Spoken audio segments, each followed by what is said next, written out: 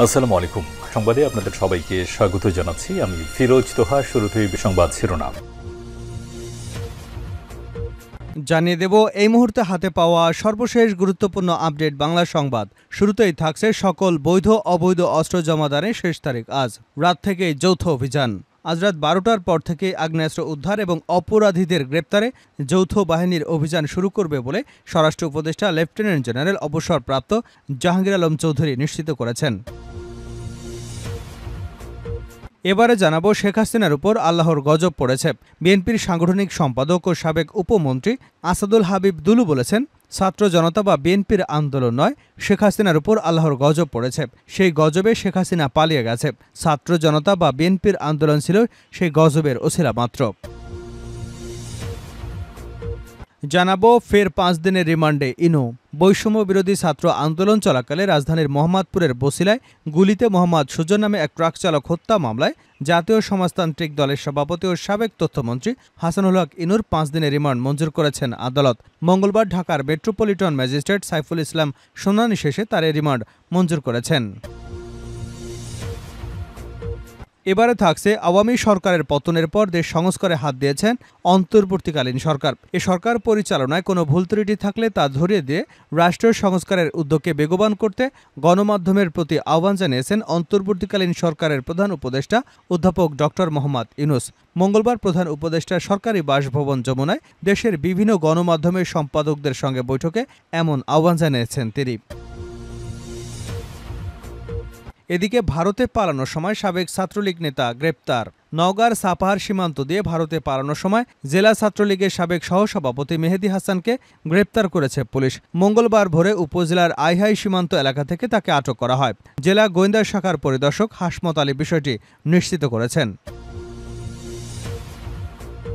এবং সর্বশেষ জানাবো আন্তর্জাতিক সংবাদ। ইসরায়েলের বিক্ষোভ কি নেতানিয়াহুর পতন ডেকে আনবে? ফিলিস্তিনের গাজা উপত্যকায় গত শনিবার 6 জিম্মির মৃতদেহ উদ্ধারের পর ইসরায়েল জুড়ে নতুন করে বিক্ষোভ শুরু হয়। ডাকা হয় দেশজুড়ে ধর্মঘট। প্রায় 11 মাস আগে গাজা যুদ্ধ শুরু হয়েছে।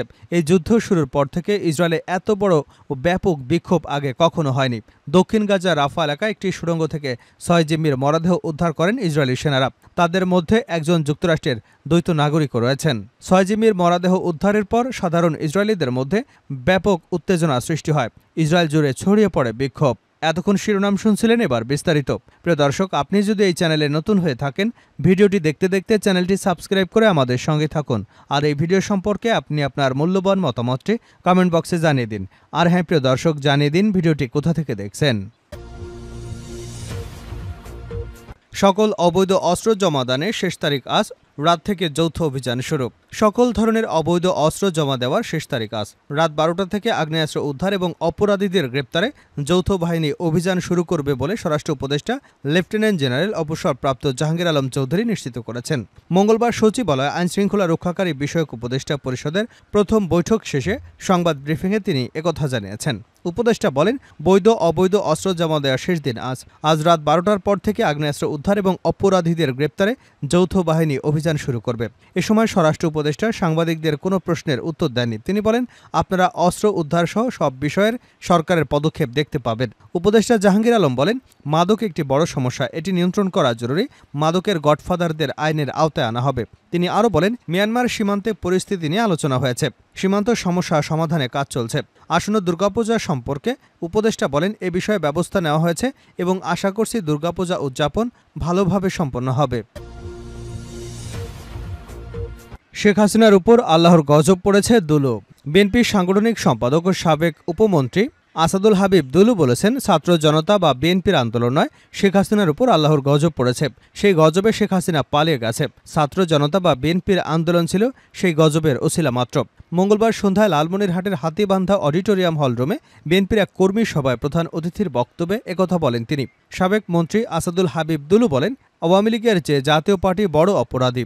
কারণ আওয়ামী লীগে ক্ষমতায় থাকতে বিগত 16 বছরে তারা সহযোগিতা করেছে। তিনি আরও বলেন, বিএনপি ক্ষমতায় গেলে বৈষম্য বিরোধী আন্দোলনে যারা শহীদ হয়েছেন তাদের রাষ্ট্রীয়ভাবে শহীদ ঘোষণা সহ বীরের মর্যাদা দেওয়া হবে। এ সময় তিনি আগামী দুর্গাপূজায় আওয়ামী লীগ যেন বিশৃঙ্খলা তৈরি করতে না পারে সেদিকে বিএনপি নেতাকর্মীদের সতর্ক থাকার আহ্বান জানিয়েছেন। আবারও 5 দিনের রিমান্ডে হাসানুল হক ইনু। বৈষম্য বিরোধী ছাত্র আন্দোলন চলাকালে রাজধানীর মোহাম্মদপুরের বছিলায় গুলিতে মোহাম্মদ সুজন নামে এক ট্রাক চালক হত্যা মামলায় জাতীয় সমাজতান্ত্রিক দলের সভাপতি ও সাবেক তথ্যমন্ত্রী হাসানুল হক ইনুর 5 দিনের রিমান্ড মঞ্জুর করেছেন আদালত। মঙ্গলবার ঢাকার মেট্রোপলিটন ম্যাজিস্ট্রেট সাইফুল আলম শুনানি শেষে এ রিমান্ড মঞ্জুর করেছেন। রাজধানীর নিউমার্কেট থানার আরেক হত্যা মামলায় 7 দিনের রিমান্ড শেষে এদিন তাকে আদালতে হাজির করা হয়।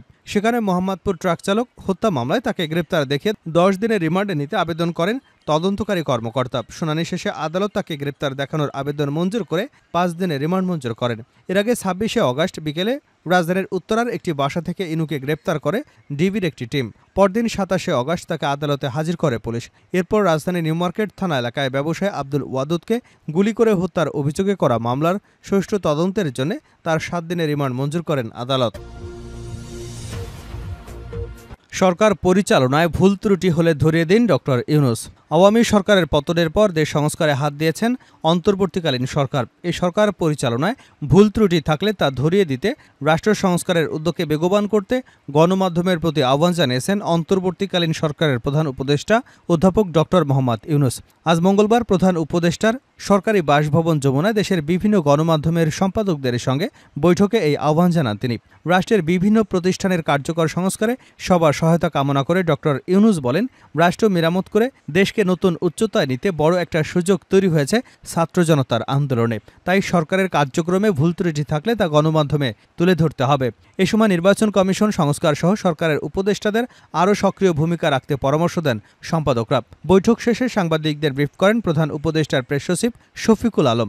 এ সময় তিনি বলেন, বৈষম্য বিরোধী ছাত্র আন্দোলনে একত্রতা পোষণ করে সংযুক্ত আরব আমিরাতে কারাবরণ করা 57 বাংলাদেশিকে ক্ষমা করেছেন দেশটির সরকার।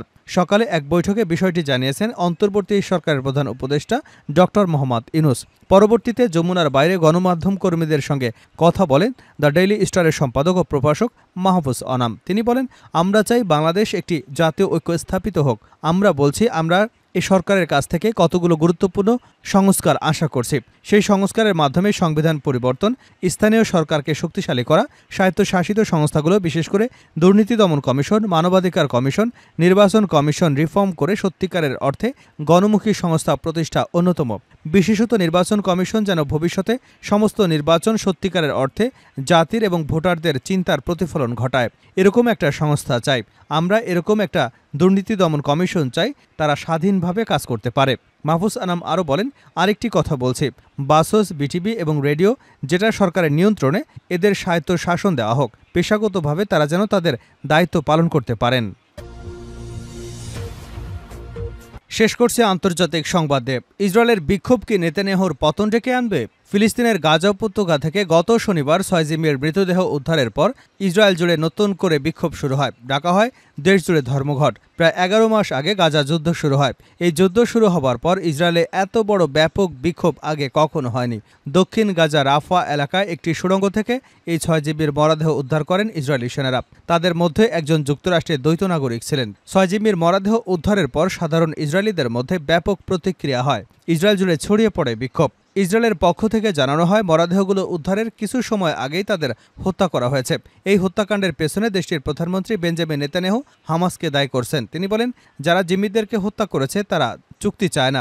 এদিকে ইসরায়েলে গত রোববার নেতানিয়াহু সরকারের বিরুদ্ধে প্রায় 3 লাখ মানুষ রাস্তায় নেমে প্রতিবাদ করেছে। তারা মূলত যুদ্ধবিরতি চুক্তি করতে ব্যর্থ হওয়ার পেছনে বর্তমান সরকারকেই দায়ী করেছে। এদিকে হামাসের সিনিয়র কর্মকর্তা ইজ্জাত আল রিশেক দাবি করেন, 6 বন্দী ইসরায়েলের বিমান হামলায় নিহত হয়েছে। হামাস মূলত ইসরায়েলের কাছে যুদ্ধবন্ধের প্রতিশ্রুতির বিনিময়ে জিম্মিদের ফেরত দেওয়ার প্রস্তাব জানিয়েছে। চলমান এই যুদ্ধে এখন পর্যন্ত প্রায় 40,700 ফিলিস্তিনি নিহত হয়েছেন। আহত হয়েছেন আরও প্রায় 94,000। গত রোববার বিক্ষোভে নেতানিয়াহু সরকারের বিরুদ্ধে প্রতিবাদকারীরা স্লোগান দিয়েছেন। এক পর্যায়ে তাদের সঙ্গে পুলিশের সংঘর্ষ শুরু হয়। এদিকে ইসরায়েলের প্রধান শ্রমিক ইউনিয়ন গতকাল ধর্মঘটের ডাক দিয়েছিল। এক্ষেত্রে শ্রম আদালত কর্তৃক শ্রমিকদের চাকুরিতে ফিরে যাবার নির্দেশ দেবার আগে কয়েক ঘণ্টার জন্য দেশটির অর্থনীতিতে স্থবিরতা নেমে আসে। দেশজুড়ে এই ধর্মঘটের মাধ্যমে নেতানিয়াহু সরকারের ক্ষমতায় থাকার বিষয়টা অনেকটা চ্যালেঞ্জের মুখোমুখি হয়েছে। বিশ্লেষকদের মতে বিক্ষোভ ও ধর্মঘটের প্রভাব আগামী দিনগুলোতে বোঝা যাবে।